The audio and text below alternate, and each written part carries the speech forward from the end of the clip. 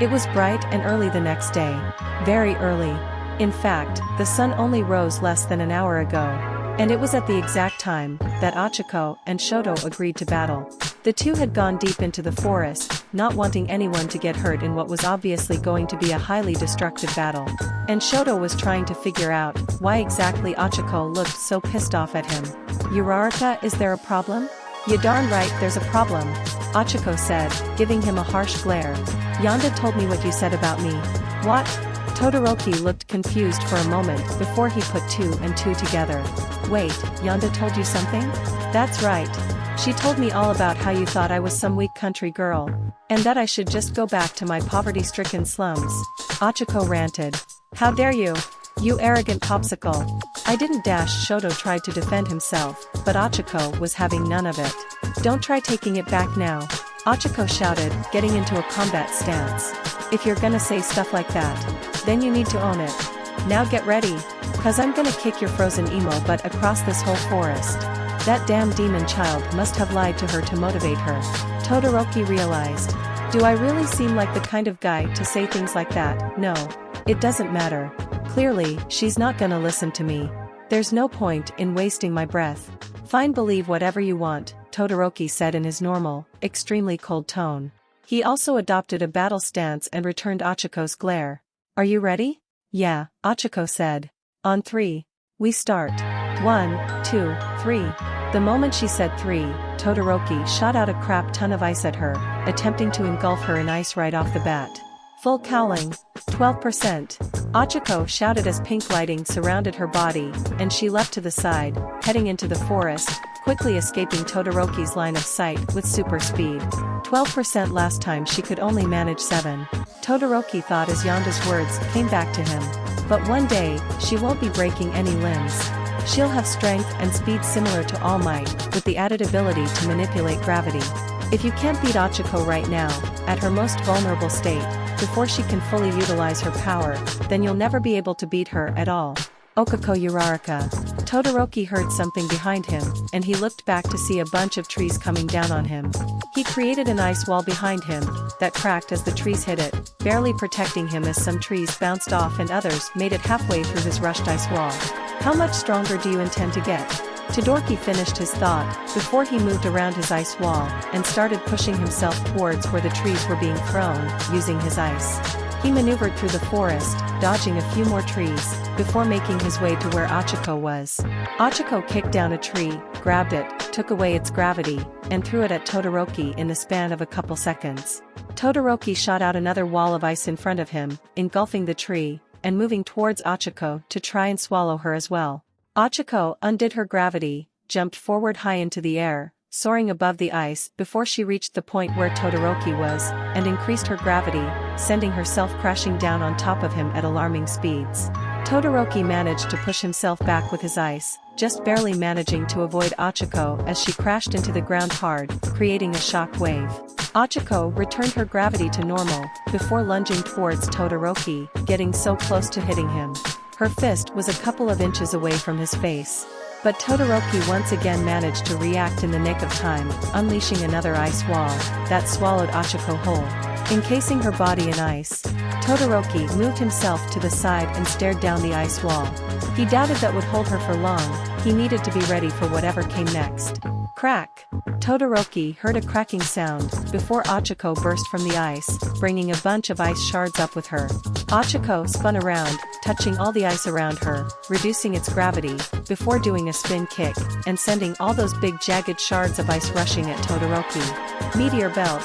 Todoroki put up another ice wall in front of him, blocking the attack, as the ice shards embedded themselves in the ice wall. "She's keeping me on the defensive," Todoroki analyzed, as he could feel the cold creeping up his body. "I need to back her into a corner and overwhelm her." But when Shoto looked past the ice, she was already. "Damn! I only looked away for a second. Where did she?" Shoto's thought was interrupted, by Ochiko's foot planting itself into the back of his head, slamming him through the ice wall, and sending him flying. Shoto rolled across the ground, before moving himself upwards, and creating a wall of ice to stop himself from flying back any farther. Immediately there was a slab of ice flying at him. He made another wave of ice that engulfed the projectile, before traveling towards Ochako, and she, predictably, jumped back into the forest to avoid it, vanishing out of her sight once more. The next time she attacks I need to go all out, Todoroki thought. Pin her down. Unfortunately for him, her next attack would be similar to her first, in that she continued to catapult things at him. This time, instead of trees, it was massive boulders. This time, Todoroki had to make a much larger, much thicker wall, as rocks rained down from the sky, slamming into his ice, hard. As rocks and trees fell from the sky, Shoto found it ironic that he was now the one who was pinned. If he stayed here, he would have to keep reinforcing his ice wall as more things slammed into it. And if he moved he would be hit by one of the many other things falling out of the sky. He only had one way out, and it was gonna cost him. Quickly Shoto moved out of the protection of his ice wall and created the biggest wave of ice he'd made yet, having it zoom towards Ochiko's location, hoping the attack would force Ochiko to dodge, and stop throwing crap at him. It worked, and the assault ended. Nothing else dropped out of the sky to hit him, and so after taking a second to breathe, he moved out, and immediately shot towards Ochiko's presumed location on his ice. Shoto could feel the ice traveling up, through his body. It was so cold. And he, much to his horror, started to shiver. Damn it. I couldn't even land a hit on her. Shoto cursed. He could feel the throbbing in the back of his head where she hit him and of course the frostbite that would soon set in. All reminders that Shoto was losing this fight.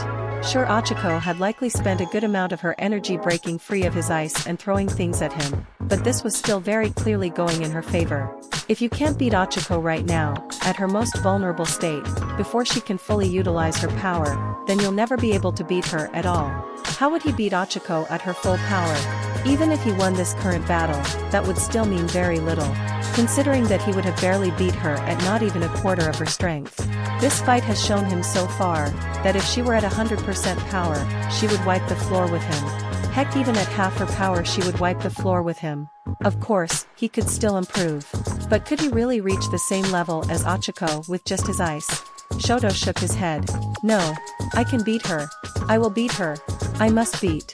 Unfortunately, Shoto was so distracted by his own thoughts, that Ochiko managed to get the drop on him, with a flying drop kick to the back.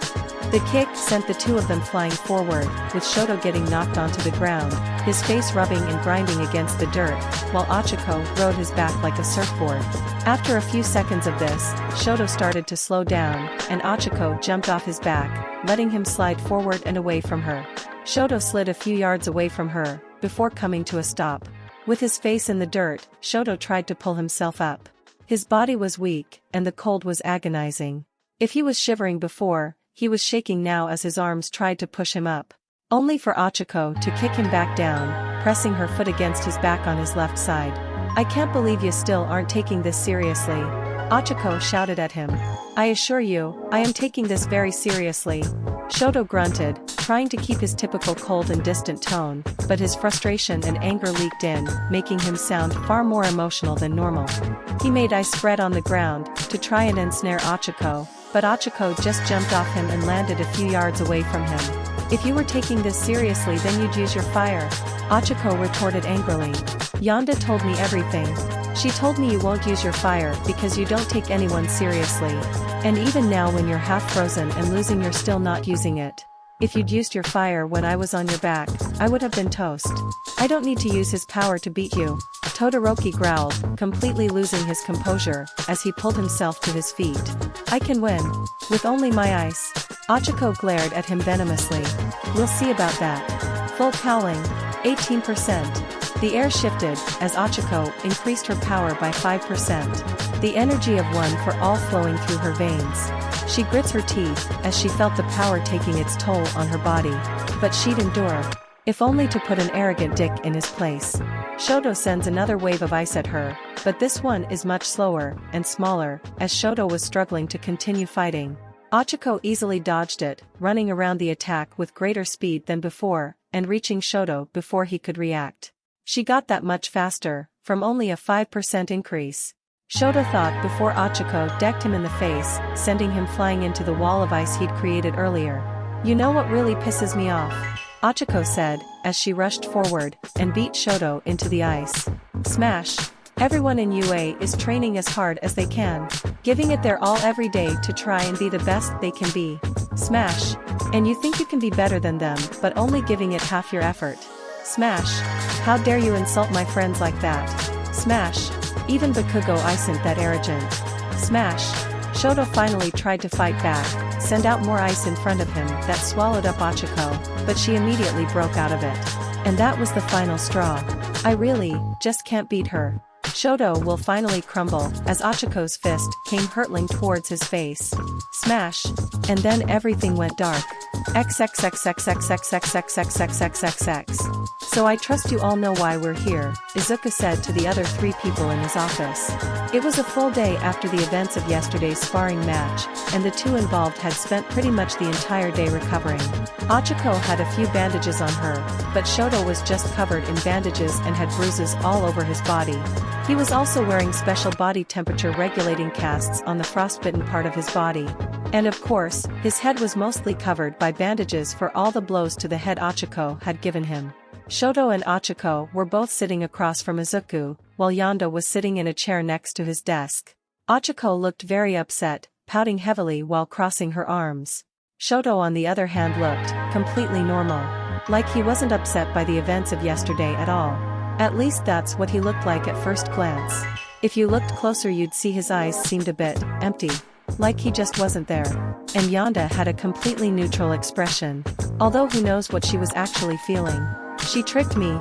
Ochako fumed, sounding more frustrated than angry. Yonda had revealed the truth to her by now, not wanting her to continue to believe those lies she'd told her past the point when it was necessary. I am really sorry about that part at least. Yonda told her honestly. I did hate having to lie to you like that, but I knew if I didn't you might not take the battle as seriously, and they might lose. And I couldn't have that, it would completely destroy my plan. And what exactly was your plan? Ochako asked her, giving her some stink eye. Izuku sighed. Yonda, please tell them what you told me. Of course father. Yonda said, before beginning her explanation. It started when I learned something rather interesting about Todoroki. Something he didn't want other people to know. Now normally I wouldn't immediately use this blackmail material, but there was something that had been bothering me about him for the longest time. The fact that he refused to use the other half of his quirk. Not only did he refuse to teach my brother because of this, but he also is hampering himself in a very dangerous way. What if he was in a situation where he needed to use his fire? What if he got himself or someone else killed because of his refusal to go all out? So I exploited the information I gathered and used it to make him reveal the truth. Once I realized the reason for him not using his flames was utterly. Yonda. Izuku gave her a warning look. Come now father, it is ridiculous. Yonda pouted. Yes, but don't tell him that. He's been through a lot. Izuku told her. And I think you've hurt him enough, don't you think? Yonda rolled her eyes but didn't protest. Anyway, when I found the reason he didn't use his flames was not good enough to outweigh the downsides, I tried reasoning with him, but quickly found that that was a pointless endeavor. Todoroki is a very stubborn person, not helped by the things he's gone through. Ochako frowned and looked at Shoto. She wasn't stupid enough to ask what he went through. Clearly, he wanted to keep that secret, but still. She was now very curious, and very concerned. Words alone would not help him. I need to shatter that false reality of his. That fantasy that he could become number 1, while only using half his power. And that's where you came in. Yonda continued. Really you were the only safe option. I needed someone who could beat Todoroki while he was only using his ice, so that ruled out most of your class, but I also needed someone who had lots of easy to see potential, that way he couldn't fall back on the, I'll just train to get stronger than them, argument. So that ruled out Tokoyami. Lastly, I needed someone who wouldn't accidentally kill him, so that ruled out pretty much all my siblings. I needed your fist to save Todoroki from his own delusions. And it seems to have worked. Everyone looked at Todoroki. She's right. He admitted, his blank expression not changing in the slightest. I'd been clinging to that oath for so long. Stubbornly refusing to acknowledge reality. But I can't deny it anymore. If I keep only using my ice, I'll never achieve my dream. Ochako cringed, as she really regretted going all out on him. Seems like she did as much mental damage as she did physical damage. She'd never seen a man so defeated, but she also didn't disagree with the notion that he needed to have what delusions he was having broken. She wasn't lying when she said that the notion that Todoroki thought he could become number one while only using half his power angered her. Except now she was far less upset about it because she knew the reason for him not going all out wasn't arrogance, although there was still some element of that, but some deeply personal reason. Right. My hopes are that either he'll shape up and start using his fire, or he'll give up entirely. Yonda shrugged. Either way, it's an improvement on his current state. Far less likely to get himself or someone else killed. Izuku sighed and had to resist slamming his head on the desk. I'm very glad you're trying to help people, dear, but I am very upset that your method of helping people is manipulating them and breaking their spirits. A broken spirit can only be repaired and even made better. You know that better than anyone, father. Yonda reminded him. But you can't fix someone who's dead. Yes, you are correct. But that does justify any of this. Izuku tried to explain to her.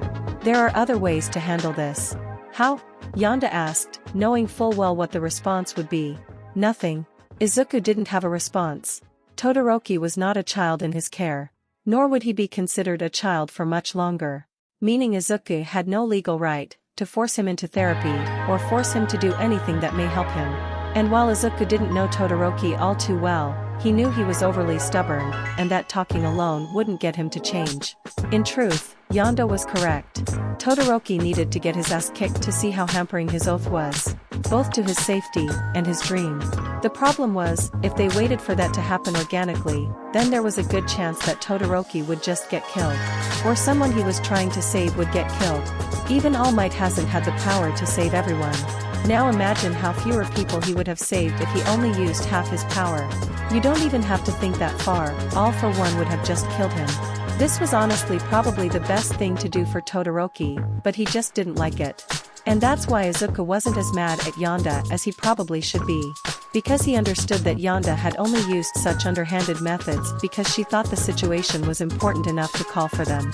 In her mind, she was saving Todoroki, and who knows how many other people's lives, in a way that couldn't be accomplished by being gentle or nice.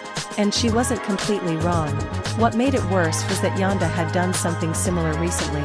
Telling him something very, very important that she'd learned via these manipulative tactics. It was hard to punish someone for doing a good deed in the most efficient way possible, even if the way she went about it was bad. And it's hard to explain why her methods were bad when he couldn't provide any reliable alternatives. Saying "trust me everything would have worked out" does not work on someone this intelligent and pragmatic. So it put Izuku in a very, very difficult spot, and it makes him wish he had been harder on her during the Kyoku incident, as that is an example of her methods not working out how she planned, and someone getting hurt in the process. Although Kyoku would ultimately benefit from that in the long run, now that they knew what was up with her and could help her better. Izuku pulled out some calm candy from his desk, silently thanking Amai, as he ate it and felt a wave of relief wash over him. I mean, I get it, but you can't just do something like that. Ochako argued, giving Yonda a serious look. You hurt me and Shoto a whole lot. Do you understand that? Of course, I do. Yonda nodded. I understood exactly how much pain I'd be causing when I did this. But you're better off hurt than dead. I know doesn't apply to you, Ochako, you would have been fine either way. But I'm sure you'd be happy getting yourself hurt to save Shoto's life, so I figured I'd give you the chance to do so before it's too late. Ochako tried to form a counter to that. One more concrete than yes, but it's not nice, but was struggling here. Todoroki, how do you feel about all this? Izuku asked, concerned for the half-dead looking boy. I have no idea how to feel about all this. Shoto answered honestly. It was now clear to him that he had to make a choice. His oath. Or his dream. The world wouldn't let him have both. If he wanted to become number one, he had to give everything he had. And that included his fire.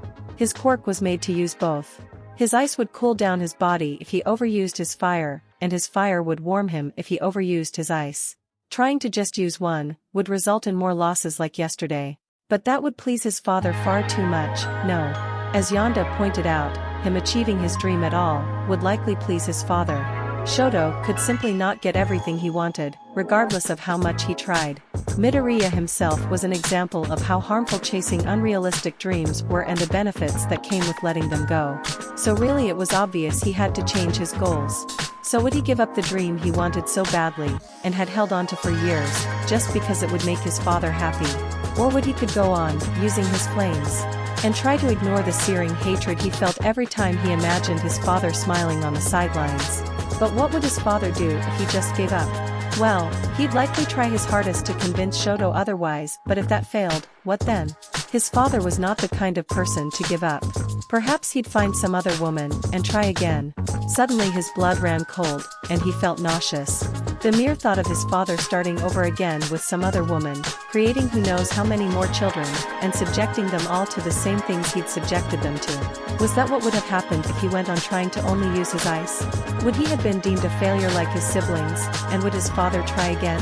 If that was the case, then he should be grateful to her for at least preventing him from that fate. Speaking Yonda, he was of two minds about what she did.